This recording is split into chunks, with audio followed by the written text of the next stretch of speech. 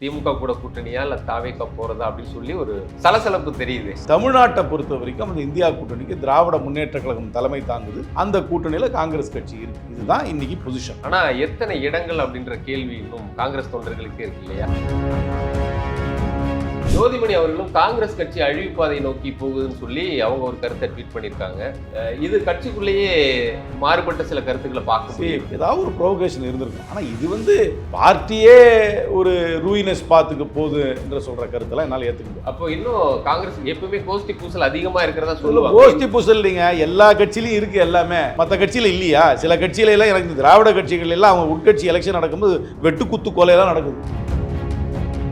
காங்கிரஸ் கட்சியில ஒரு சாராருக்கு தாவேக கூட போகலாம்ன்ற எண்ணம் இருக்கு. அந்த எண்ணத்தையும் வெளிப்படுத்திட்டு வராங்க. 1967ல இருந்து ஆட்சியில் இல்லை. எங்களுக்குன்னு பிரதிநிதித்துவம் அரசாங்கத்தில் தமிழ்நாட்டில் 1967ல இருந்து இல்லை. அதனால என்னென்ன ஆப்ஷன் இருக்குன்னு ஒரு லவுட் திங்கிங் இருக்கதான் செய்யும். இந்த மாதிரி ஒரு தாட் ப்ராசஸ் இருக்கிறதானே நல்லது. சக்கரவர்த்தி அவர்கள் பட்டினப்பாக்கம் விஜய் வீட்டுக்கு போறதும், அவர் திமுக அரசை குறை சொல்லி ட்வீட் போறதும், அபிஷியலா காங்கிரஸ் கட்சி யாரையும் வேற எந்த கட்சியோடையும் பேசுறதுக்கு அனுப்பல. அபிஷியலா காங்கிரஸ் கட்சி திராவிட முன்னேற்ற கழகத்தோட மட்டும்தான் பேச்சுவார்த்தை நடத்துறதுக்கு டீம் போட்டாங்க. மற்றது யார் எது பண்ணாலும் அது அவங்க தனிப்பட்ட முறையில் பண்ணாங்கன்னு எடுத்துக்கணும். பீகார் தேர்தல் போது மோடி என்ன சொன்னாரு? பீகார்ல இருக்கிறவங்களை எல்லாம் தமிழ்நாட்டில் அடிக்கிறாங்கன்னு சொல்லுவாரு. அது ஒரு ஆகாச புழுகு. தமிழ்நாட்டில் வந்தோன்னு என்ன சொன்னாரு? ஐயோ நான் தமிழ் படிக்கலையே, எனக்கு ஒரே வருத்தமா இருக்கு அப்படின்னு சொல்றாரு. எனக்கு பிடிச்ச கலாச்சாரம் தமிழ் தான் அப்படின்னு சொல்றாரு. இந்த ஒரு 4 மாசத்துக்கு இதுதான் பிடிக்கும். எந்த மாநிலத்தில் தேர்தல் நடக்குதோ அந்த மாநிலத்தோட குல்லாவை போடுறது தான் மோடியோட வேலை. பீகார் தேர்தலில் பெரிய தோல்வி காங்கிரஸ் கிடைச்சதா சொல்றாங்க. ஏத்துக்கவே மாட்டேன். எங்களுக்கு கிடைச்ச ஓட்டு எங்களுக்கு கிடைச்சது. எங்களுக்கு கடந்த தேர்தல் என்ன சீட்டா மாறாது. இங்கேயும் பல பேருக்கு அதே தான் ஆகும். இப்போது புதிய அறிமுகம் ஆச்சி ஹோட்டல் சாம்பார் 50 கிராம் ரூபாய் 20 மட்டுமே. Experience comfort, elegance and a homely feel in our premium rooms. Perfect for spiritual trips, family stays or business travel. Kumudam நேயர்களுக்கு வணக்கம். இன்று நமது சிறப்பு நேர்காணலுக்கு சிறப்பு விருந்தினராக சிவகங்கையின் நாடாளுமன்ற உறுப்பினர் கார்த்தி ப. சிதம்பரம் அவர்கள் நம்மோடு இணைந்துள்ளார். அவரை நிகழ்ச்சிக்கு வரவேற்போம். வணக்கம் சார். வணக்கம். எப்படி சார் இருக்கீங்க? நல்லா இருக்கேன் சார். என்ன சார், காங்கிரஸ் கூட்டணி தான் பெரிய பரபரப்பான ஒரு பேசு பொருளா இருக்கு. திமுக கூட கூட்டணியா இல்ல தாவேக போறதா அப்படின்னு சொல்லி ஒரு சலசலப்பு தெரியுது. எலெக்ஷன் வரும்பொழுது இந்த மாதிரி செய்திகள் ஹேஷியங்கள்லாம் வர்றது இயல்பு தான். இன்னும் நத்திங் நியூ. எல்லா எலெக்ஷன் போதும் இதாக இருக்கும். எங்கே யாரோட கூட்டணி வைக்க போகிறாங்க, எத்தனை சீட் நிற்க போகிறாங்க, யார் நிற்க போகிறா, அப்புறம் கருத்து கணிப்பு, இதெல்லாம் இது ஒரு காட்டேஜ் இண்டஸ்ட்ரி ஆயிடுச்சு. இதை பற்றி பேசுகிறதே ஒரு காட்டேஜ் இண்டஸ்ட்ரி ஆயிடுச்சு. காங்கிரஸ் கட்சி தெளிவாக இருக்குது. இந்திய அளவில் இந்தியா கூட்டணிக்கு தலைமை தாங்கிறது காங்கிரஸ் கட்சி. அந்த கூட்டணியில் திராவிட முன்னேற்ற கழகம் இந்தியா அளவில் இருக்காங்க. தமிழ்நாட்டை பொறுத்த வரைக்கும் அந்த இந்தியா கூட்டணிக்கு திராவிட முன்னேற்ற கழகம் தலைமை தாங்குது. அந்த கூட்டணியில் காங்கிரஸ் கட்சி இருக்குது. இதுதான் இன்னைக்கு பொசிஷன். இதில் யாருக்கும் எந்த டவுட்டும் வேண்டாம். பட் ஒரு பெரிய கட்சியாக இருக்கும்போது, நிறைய மெம்பர்ஸ் இருக்கும்போது, எங்கள் கட்சியில் எப்பவுமே ஒரு லிபரல் பொலிட்டிக்கல் பார்ட்டி. நாங்கள் எல்லாரும் கருத்து சுதந்திரத்தோட செயல்படக்கூடியவர்கள் தான் இந்த பார்ட்டியில் இருக்காங்க. அதனால் அவங்களுடைய கருத்தை சொல்லுவாங்க. அதனால் 1967லேருந்து ஆட்சியில் இல்லாமல் இருக்கும்பொழுது ஒரு லவுட் திங்கிங் பார்ட்டியில் இருக்க தான் செய்யும். அதை கர்வ் பண்ணவும் கூடாது. அதை எல்லாரும் அவங்க கருத்தை சொல்லும்பொழுது இந்த மாதிரி பல கருத்துக்கள் வருகின்றது. ஆனால் காங்கிரஸ் கட்சி இந்தியா கூட்டணியில் இருக்குது. தமிழ்நாட்டை பொறுத்த வரைக்கும் திராவிட முன்னேற்ற கழகம் அந்த கூட்டணிக்கு தலைமை தாங்குது. அந்த கூட்டணியில் காங்கிரஸ் கட்சி இருக்குது. ஆனா எத்தனை இடங்கள் அப்படின்ற கேள்வி இன்னும் காங்கிரஸ் தொண்டர்களுக்கே இருக்கு இல்லையா? ஏன்னா தொடர்ச்சியாக அந்த எண்ணிக்கை குறைஞ்சிக்கிட்டே வரதா ஒரு காங்கிரஸ். இது ஒரு யூனிக் கொஸ்டினே கிடையாது. எந்த தேர்தல் நடந்தாலும் எந்த கட்சிக்கிட்ட போய் இதே கேள்வி தான் கேட்பீங்க. ஏன்னா எல்லாரும் கூட்டணியில் தான் நிற்கிறாங்க. இந்த கேள்வியை ஒரே ஒருத்தர்கிட்ட தான் கேட்க முடியாது. நீங்கள் அது சீமான் கட்சிக்கு தான் கேட்க முடியாது. அவங்க யாருடைய கூட்டணி வைக்கிறது இல்லை. அவங்க 234லையும் புது வேட்பாளரை ஒரு தேர்தலில் போட்டுட்டு அவங்க பாட்டிலும் போயிட்டே இருப்பாங்க. அதனால மற்ற எந்த கட்சியாக இருந்தாலும் கூட்டணி தான் வைக்கிறாங்க. இப்போ திராவிட முன்னேற்ற கழகம் எத்தனை நிற்க போகுதுன்னு யாருக்கா தெரியுமா? அண்ணா திராவிட முன்னேற்ற கழகம் எவ்வளோ நிற்க போகுதுன்னு யாருக்கா தெரியுமா? பிஜேபி எத்தனை நிற்க போகுதுன்னு தெரியுமா? பிஎம்கேல எந்த பிஎம்கே எந்த கூட்டணியில் இருந்து எவ்வளோ நிற்க போகுதுன்னு தெரியுமா? இது ஸ்டில் ஸ்பெகுலேஷன். இதை இன்னைக்கு நான் இந்த பேட்டியில் உங்கள் கூட பேசி தீர்மானம் பண்ண முடியாது. இருக்கிறது 234 தொகுதி. அதுக்குள்ளே தான் எல்லா கூட்டணியும் ஃபிட் ஆகும். எல்லா எலெக்ஷனுக்கு முன்னாடி இந்த கேள்விகள் வரத்தான் செய்யுது. எத்தனை தேர்தலில் எத்தனை சீட்டு கேட்க போறீங்க, எத்தனை இதில் நிற்க போறீங்க. கடைசியில் எல்லாம் செட்டில் ஆகிடுது இல்லை? செட்டில் ஆகிடும். இந்த தேர்தலையும் செட்டில் ஆகி எல்லாம் நிற்பாங்க. இல்லை, இங்கே தமிழக காங்கிரஸுடைய மேலிட பொறுப்பாளர் கிறிஸ் சோடங்கர் அவர்களே ஆட்சியில் அதிகாரத்திலாம் பங்கு வேணுன்ற மாதிரி ஒரு கருத்தை தெரிவிச்சிருந்தாரு. செல்வ பெருந்தகை அவர்களும் அதை ஆமோதிச்சதையும் பார்த்தோம். அப்படி இந்த முறை இது ஒரு புதிதான கருத்தே கிடையாது. எல்லா பொலிட்டிக்கல் பார்ட்டியும் எலெக்ஷனில் நின்னா எதுக்கு நிற்கிறோம்? எங்களுடைய பிரதிநிதிகள் அதிகம் பேர் தேர்தலில் நிற்கணும், ஜெயிக்கணும், ஜெயிச்சா அரசாங்கத்தில் இடம் போடணும். அதுக்கு தானே அரசியல் கட்சியாக இருக்கிறோம். இல்லாட்டி நாங்கள் போன லயன்ஸ் கிளப், ரோட்டரி கிளப் நடத்திட்டு போடுவோம்ல. நாங்கள் அரசியல் கட்சியாக நடத்துறதே தேர்தலில் நிற்கணும், எங்களுக்கு பிரதிநிதித்துவம் வரணும். அந்த பிரதிநிதித்துவம் மூலமாக எங்களுக்கு அரசாங்கத்தில் இடம் வேணுன்றதானே. இது ஒன்றும் ஒரு யூனிக் தாட்டோ ஒரு ஒரிஜினல் தாட்டோ இதுதான் முதல் முறையாக உதிக்கின்ற தாட்லாம் கிடையாது. இது காலங்காலமாக எல்லா கட்சியும் இருக்கிற எதிர்பார்ப்பு. அது ப்ராக்டிக்கலாக என்ன நடக்குதுன்றது அதுக்கப்புறம் தான் பார்க்க முடியும். இது ஒன்றும் யூனிக்காக இன்னைக்கு வந்திருக்க பொறுப்பாளரோ இன்னைக்கு இருக்கிற டிஎன்சிசி பிரசிடண்டோ ஃபர்ஸ்ட் டைம் சொல்லலையே. இது எல்லாரும் சொல்லிட்டு இருக்காங்க. நானே முன்னாடி இதை பல தடவை சொல்லியிருக்கேன். சரி, இப்போ ஜோதிமணி அவர்களும் காங்கிரஸ் கட்சி அழிவுப்பாதை நோக்கி போகுதுன்னு சொல்லி அவங்க ஒரு கருத்தை ட்வீட் பண்ணியிருக்காங்க. இது கட்சிக்குள்ளேயே மாறுபட்ட சில கருத்துக்களை பார்க்க முடியும். பாராளுமன்ற உறுப்பினர் ஜோதிமணியுடைய ட்வீட்டுக்கு நீங்கள் அவங்ககிட்ட தான் விளக்கம் கேட்கணும். உங்களுக்கு என்ன ப்ரொவோகேஷன், என்ன ட்ரிகர்னு எனக்கு தெரியல. டெஃபினட்டாக ஏதாவது ஒரு ப்ரொவோகேஷன் இருந்திருக்கும். ஆனால் இது பார்ட்டியே ஒரு ரூயினஸ் பாத்துக்கு போகுது என்று சொல்கிற கருத்தெல்லாம் என்னால் ஏற்றுக்க முடியாது. கட்சிக்கு ப்ளஸ் மைனஸ் இருக்குது, கட்சிக்கு பாதக சாதகங்கள் இருக்குது, அதெல்லாம் முழுமையாக ஏற்றுக்கிறேன். ஆனால் அவங்க என்ன கான்டெக்ஸ்டில் அதை போட்டாங்க, ஏன் போட்டாங்க, என்ன அவங்களோட ப்ரொவோகேஷன் எல்லாத்தையுமே நீங்கள் அவங்கள தான் கேட்கணும். அப்போ இன்னும் காங்கிரஸ் எப்பவுமே கோஷ்டி பூசல் அதிகமா இருக்கிறதா சொல்லுவாங்க. கோஷ்டி பூசல் இல்லைங்க, எல்லா கட்சியிலையும் இருக்கு. எல்லாமே இங்க கட்சியில சுதந்திரமா கருத்தை சொல்றோம், மற்ற கட்சியில இல்லையா? சில கட்சியில எல்லாம் எனக்கு இந்த திராவிட கட்சிகள் எல்லாம் அவங்க உட்கட்சி எலெக்ஷன் நடக்கும்போது வெட்டு குத்து கொலையெல்லாம் நடக்குது. என்னைக்காவது ஒருத்தர் காங்கிரஸ்காரர் இன்னொரு காங்கிரஸ்காரர் கொண்டு இருக்காரு எங்கேயாவது செய்தி வந்திருக்கா?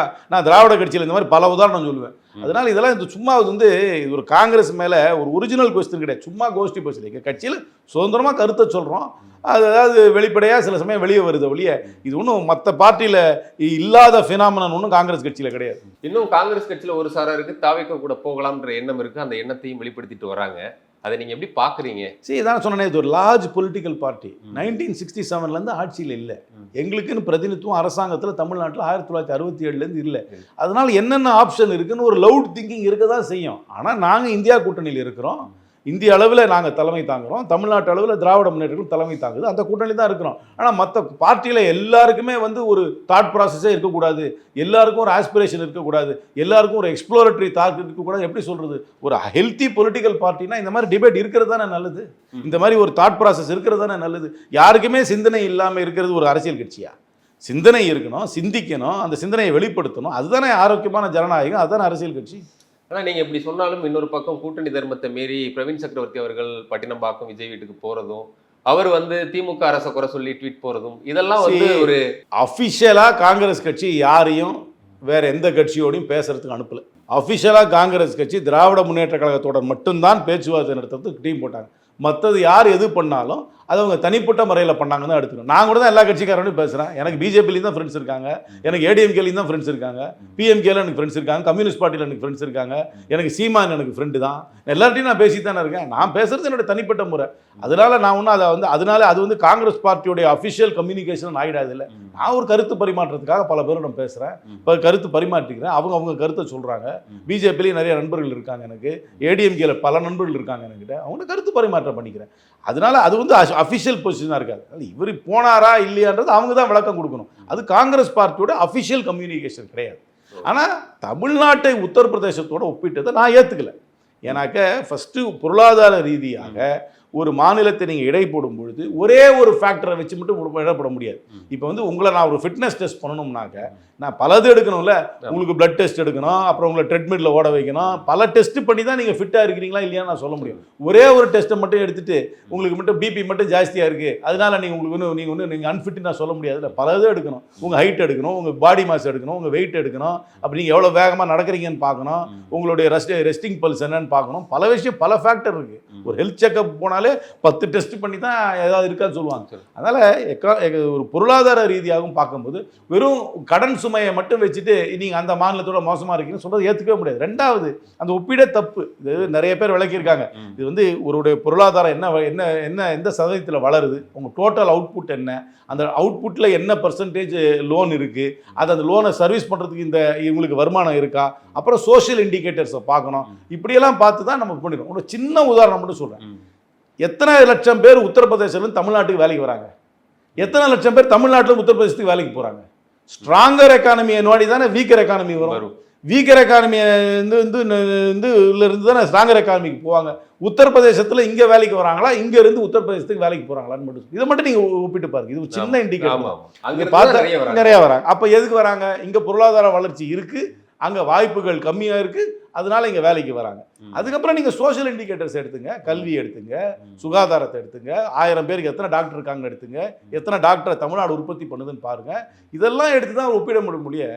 உத்தரப்பிரதேசத்தோட தமிழ்நாடை வந்து ஒப்பிட்டாங்கன்னா அது வந்து ஒரு உள்நோக்கத்துக்காக ஒப்பிட்ட மாதிரி தான் எனக்கு பிடிக்கும். பீகார் தேர்தல் பிரச்சாரத்தின் போதே மோடி அவர்கள் தமிழகத்தில் பீகாரிகளை வந்து திமுக அரசு வஞ்சிக்கிறதாவும் அப்படி ஒரு விமர்சனத்தை எல்லாம் வச்சிருந்தாரு. இப்போ ஒருத்தர் வந்து இங்கே ஒரு தாக்குதலும் கஞ்சா போதையில் சில இளைஞர்கள் பண்ணதையும் பார்க்குறோம். இந்த மாதிரி சம்பவங்களை எப்படி பார்க்குறீங்க? அவர் விமர்சனம் வச்சதுக்கு நிறைய எதிர்வினைகள் வந்துச்சுது. ஆனால் இப்போ அப்படியே மாதிரி நடக்கும்போது 2 பாயிண்ட். பீகார் தேர்தல் போது மோடி என்ன சொன்னார்? பீகாரில் இருக்கிறவங்களெல்லாம் தமிழ்நாட்டில் அடிக்கிறாங்கன்னு சொல்லுவார். அது ஒரு ஆகாச புழுகு. தமிழ்நாட்டில் வந்தோன்னே என்ன சொன்னார்? ஐயோ நான் தமிழ் படிக்கலையே, எனக்கு ஒரே வருத்தமாக இருக்குது அப்படின்னு சொல்கிறார். எனக்கு பிடிச்ச கலாச்சாரம் தமிழ் தான் அப்படின்னு சொல்லுவார். நான் வந்து எனக்கு சாயங்காலம் தூக்கம் வரணும்னா நான் வேட்டி கட்டி தான் எனக்கு தூக்கம் வரும் அப்படின்னு சொல்லுவார். ஐயோ தமிழ் படிக்காது, எனக்கு பெரிய வாழ்க்கையில் வந்து ஒரு வருத்தமாக இருக்குது அப்படின்னு சொல்லுவார். நான் சாப்பிடணும்னா காலையில் நான் வந்து தமிழ்நாட்டு சாப்பாடு தான் சாப்பிடுவேன், எனக்கு பிடிச்ச கோயில் தமிழ். இந்த ஒரு 4 மாதத்துக்கு இதுதான் பிடிக்கும் அவருக்கு. இந்த 4 மாதத்துக்கு அவருக்கு இது பிடிக்காமல் போகாது. பிஜேபியில் இருக்கவங்க எல்லாருக்குமே தமிழ் கலாச்சாரம் மேலே வந்துடும், திடீர்னு முருக பக்தி வந்துடும், எல்லாம் வரும். இது தேர்தல் சீசனுக்காக ஒரு மைக்ரேட்டரி பேர்டு மாதிரி வந்துட்டு போகும். இதை போய் யாராவது சீரியஸாக எடுத்துக்கிட்டாங்கன்னா எந்த மாநிலத்தில் தேர்தல் நடக்குதோ அந்த மாநிலத்தோட குல்லாவை போடுறது தான் மோடியோட வேலை. அது ஒரு பக்கம் விட்டுருங்க. நார்த் இந்தியன்ஸை இங்கே வந்து அடிக்கிறாங்களான்னு கேட்டால் பரவலாக நார்த் இந்தியன்ஸ் மேலே வந்து ஒரு காழ்ப்புணர்ச்சியோடு நடந்துக்கிறாங்கன்னு கேட்டால் அது கிடையாது. ஆனால் அது நடந்த இன்சிடென்ட் அந்த திருத்தணியில் வன்மையாக நான் கண்டிக்கிறேன். அது வந்து ஒரு டீஜெனரேட் கல்ச்சருக்கு தான் காரணம். அது எப்படின்னா தமிழ்நாட்டில் ஒரு ஒரு ஒரு ஒரு ஒரு செக்ஷன் ஆஃப் யூத் வந்து ஒரு இளைஞர்கள் வந்து ஒரு தவறான செயல்களை செய்யணும். அவர்கள் வந்து ஒரு ஒரு ஒரு ஒரு ஒரு நடை உடை பாவனை ஒரு மாதிரி இருக்குது அவர்களுக்கு. அதை வந்து வீடியோவில் எடுக்கணும், எடுத்து இன்ஸ்டாகிராமில் ரீல்ஸாக போடணும் அப்படின்னு ஒரு கலாச்சாரம் வந்துருச்சு. அதை வன்மையாக கண்டிக்கிறேன். அதை வந்து என்னை பொறுத்த வரைக்கும் இரும்பு கரம் போட்டு அடக்க வேண்டும். அந்த மாதிரி வந்து அந்த மாதிரி ஹேர் கட் பண்ணிட்டு கிளாஸுக்கு போகிறது, வாத்தியாரையே மிரட்டுறது, அதுக்கப்புறம் அதை போய் ரீல்ஸாக எடுக்கிறது, இது வந்து ஒரு டீஜெனரேட் கல்ச்சர். இதை வந்து என்னை பொறுத்த வரைக்கும் இன்னும் பல விஷயங்களில் என்னை பொறுத்த வரைக்கும் தமிழ்நாடு காவல்துறை இன்னும் ரொம்ப ஸ்ட்ரிஞ்சன்ட் ஆக்ஷன் எடுக்க வேண்டிய நிலை இன்னும் எடுக்காமல் இருக்கிறது எனக்கு வருத்தம் அளிக்கிறது. ஆனால் பொதுவாக வட மாநிலவர்களுக்கு தமிழ்நாட்டில் வந்து ஒரு அச்சுறுத்தல் இருக்குதுன்னு கேட்டால் அப்படி கிடையாது. ஐசோலேட்டட் இன்சிடென்ட்ஸ் கண்டிப்பாக நடக்குது. அது டீஜெனரேட் கல்ச்சர்னால நடக்குது ஒழிய வட மாநிலக்காரர்கள் மேலே வந்து அது தாக்குதல் பண்ணுறாங்களே. ஆனால் கொஞ்சம் பாலிடிக்ஸ் இருக்குன்றதை ஒத்துக்கிறேன். ஏன்னா தமிழ்நாட்டுக்கு இந்த பிஜேபி பண்ணுற பாலிடிக்ஸ்னால கொஞ்சம் ஒரு நார்த் சவுத் டிவைட் தமிழ்நாட்டு சொசைட்டிக்குள்ளே வந்துருச்சுன்றதை நான் ஏற்றுக்கிறேன். ஆனால் அதுவே வந்து அவர்களுக்கு ஒரு அன்சேஃப் என்வாயர்மெண்ட்டாக தமிழ்நாடு இருக்கான்னு கேட்டிங்கன்னா அது கண்டிப்பாக அன்சேஃப் என்வாயர்மெண்ட் கிடையாதுன்னு சொல்லுவேன். ஆனால் இப்போ நீங்களே சொல்லும்போது இந்த கண்டிச்சிருக்கீங்க திமுக ஆட்சியில் சட்டம் ஒழுங்கு அப்படி. ஏன்னா இது முதன்முறை சம்பவம் இல்லை, வேங்க வேகல் சம்பவம் இருக்குது, ஸ்கூல் மாணவர்களை வெட்டிக்கிறதெல்லாம் பார்க்குறோம். இந்த புள்ளிங்கோன்ற கல்ச்சர் எல்லா இடத்துலையும், ஜாதி கயிறு கட்டிக்கிட்டு ஸ்கூலுக்கு போகிறது, சின்னத்துறைன்ற மாணவனை போயிட்டு சக மாணவனே வந்து வெட்டுறது, இந்த மாதிரியான சம்பவம் கண்டிப்பாக இதெல்லாத்தையும் அடக்கணும் ஒடுக்கணும். அதில் ஒன்றும் சந்தேகமே வேண்டாம். இந்த புல்லிங்கோ கல்ச்சரை வந்து நான் ஏற்றுக்கவும் இல்லை. அது ஒரு டீஜெனரேட் கல்ச்சர். இது அமெரிக்காவில் இந்த மாதிரி தான் முதல்ல ஆரம்பிச்சுது. இது வந்து முதல்ல ரேப்புன்னு ஆரம்பிச்சுது, அதுக்கப்புறம் கேங்ஸ்டார் ரேப்புன்னு அது மறுவிச்சு. அந்த கேங்ஸ்டார் ரேப்புக்கு அப்புறம் 2 பிரிவாக பிளட்ஸ் அண்ட் கிரிப்ஸ்னு 2 கேங்ஸ் வந்தாங்க. அவங்களுக்குள்ள கேங் வார்ஃபேர் நடந்துச்சு. நிறையா இந்த கேங்ஸ்டார் ரேப் ஸ்டார்ஸ் கூட கொல்லப்பட்டாங்க. அதனால் இது முதல்ல இப்படி தான் ஆரம்பிச்சுது. அது வந்து ஒரு ஒரு சும்மா ஒரு பாடல் ஆடலாக மாறி அதுக்கப்புறம் அது வந்து ஒரு டீஜெனரேட் கல்ச்சராக போச்சு. அதே மாதிரி தான் இதுவும் ஒரு டீஜெனரேட் கல்ச்சராக போகுது. இதை என்னை பொறுத்த வரைக்கும் அடக்க வேண்டும். காவல்துறை இதை மட்டுமல்ல பல விஷயங்களை அடக்க வேண்டும். வந்து என்ன பல முறை சொல்லியிருக்கேன், காவல்துறை வந்து தன்னுடைய ஷோ ஆஃப் ஃபோர்ஸை காமிக்கணும், அவங்களுடைய பலத்தை காமிக்கணும். எப்படி காமிக்கணும்? நிறைய பெட்ரோலிங் பண்ணணும், விசிபிளாக போலீஸ் இருக்கணும், விசிபிளாக பெட்ரோல் வெஹிக்கிள் இருக்கணும், ரோந்து பணியில் போலீஸ் இருக்கிறாங்கன்னு சொல்லணும். இன்ஃபேக்ட் மவுண்டட் போலீஸ் இருக்கணும், சில இடத்துல சைக்கிளில் போலீஸ் இருக்கணும், பஸ்ஸில் வந்து யூனிஃபார்மில் விமன் போலீஸ் ஆஃபீஸர் இருக்கணும். பல இடத்துல விசிபிள் போலீசிங் தேவை. தமிழ்நாட்டு விசிபிள் பெட்ரோலிங் தேவை, ரேண்டம் செக்ஸ் தேவை. வண்டி போதா, டபுள்ஸ் போறியா, வா நிறுத்து, லைசன்ஸை காமி, ஏன் ஹெல்மெட் போடல, எங்கேருந்து வரீங்க, எங்கே உங்கள் லைசன்ஸ் எடுங்க, இன்சூரன்ஸ் பேப்பர் எடுங்க, ரொம்ப சந்தேகமாக இருந்தால் ஸ்டேஷனுக்கு வாங்க, உங்களை விசாரிக்கணும். இப்படின்னு ஒரு ரேண்டம் செக்கிங்கை இன்னும் கொஞ்சம் அதிகப்படுத்தணும்னாவே ஒரு அளவுக்கு கட்டுப்பாடு வரும். அதுக்கப்புறம் எல்லாத்துக்கும் மேலாக எல்லா போலீஸ் ஸ்டேஷன்லையும் ரவுடி கூண்டர் லிஸ்ட்டை எடுத்து வாரத்துக்கு 3 தடவை வந்து கையெழுத்து போடும். இது எனக்கு தெரிஞ்ச வரைக்கும் 6 மாதத்துக்கு பண்ணி ஆகணும் தமிழ்நாட்டில். இன்னைக்கு பண்ணினா தான் ஒரு கட்டுப்பாடுக்கு வரும். இது பண்ணா தான் தமிழ்நாட்டு மக்களுக்கு காவல்துறை மீது ஒரு நம்பிக்கை வரும். இது ஷோ ஆஃப் ஃபோர்ஸை காமிக்க வேண்டிய நேரம் இது அப்படின்னு என்னுடைய கருத்து. அப்ப சட்டம் ஒழுங்கு இந்த ஆட்சியில ஃபெயிலியர் அப்படின்னு எடுத்துக்கலாம். ஃபெயிலியர்னு சொல்ல மாட்டேன். இன்சிடென்ட்ஸ் நடக்குது, கொஞ்சம் பப்ளிக்கு இந்த மாதிரி இன்சிடென்ட்ஸை பார்க்குறாங்க. இன்றைக்கி மீடியாவில் வரதுனால வந்து ஒரு அச்சம் இருக்கிறது, ஒரு எக்ஸ்பெக்டேஷன் இன்னும் பெட்டராக பண்ணலாமேன்றது. இது பண்ணுறதுக்கு இதுதான் சொல்யூஷன். என்னை பொறுத்த வரைக்கும் விசிபிள் ஸ்ட்ராங் போலீசிங் தான் சொல்யூஷன். அதை அரசாங்கம் கண்டிப்பாக காவல்துறை பண்ணணும் என்ற கருத்தை தான் இன்னைக்கு இல்லை, நான் வந்து கடந்த சில மாதங்களாகவே ஆழமாக இதை நான் பதிவு பண்ணிட்டு இருக்கேன். பீகார் தேர்தலில் ஒரு பெரிய தோல்வி வந்து காங்கிரஸ் கிடைச்சதா சொல்றாங்க. ஏத்துக்கவே மாட்டேன். எங்களுக்கு கிடைச்ச ஓட்டு எங்களுக்கு கிடைச்சது. எங்களுக்கு கடந்த தேர்தல் என்ன சீட்டா மாறாது. இங்கேயும் பல பேருக்கு அதே தான் ஆகும். நீங்க அப்படியே சொல்லிட்டீங்கல்ல, ஓட்டு வந்து சீட்டா மாறலன்ற ஒரு உண்மையை சொல்லிட்டீங்கல்ல, அந்த உண்மை இந்த தேர்தலையும் பலருக்கு ஓட்டு வரும், ஆனால் சீட்டு வராது. அதுதான் இந்த பார்லிமெண்ட்ரி டெமோக்ரஸியில் ஃபர்ஸ்ட் பாஸ் த போஸ்ட் சிஸ்டத்தில் அப்படித்தான். ஓட்டு நிறையா வரும், ஆனால் சீட்டா மாறாது. எங்களுக்கு கடந்த தேர்தல் என்ன வாக்கு கிடைச்சதோ அதே வாக்கு தான் இந்த தேர்தலையும் கிடைச்சது. ஆனால் என்ன ஆச்சு, எல்ஜேபின்னு ஒரு கட்சி, அதாவது ராம்விலாஸ் பாஸ்வானுடைய மகன் சிராக் பாஸ்வான் நடத்துகிற கட்சி போன தடவை தனியாக நின்னாங்க. இந்த தடவை என்டிஏல போய் கூட்டணி வச்சாங்க.